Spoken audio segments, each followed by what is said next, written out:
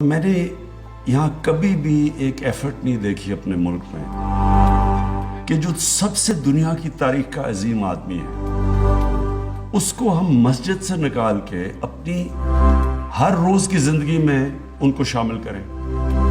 قرآن ہمیں کہتا ہے اللہ کہ ان کی زندگی سے سیکھو، ان کی سنت پہ چلو، لیکن وہ کیوں کہتا ہے اللہ؟ کیونکہ قرآن کا سارا مقصد ہے انسان کی بہتری، ہمارے لیے گائیڈنس ہے، ہمیشہ کے لیے بک آف گائیڈنس ہے ہماری بہتری کے لیے۔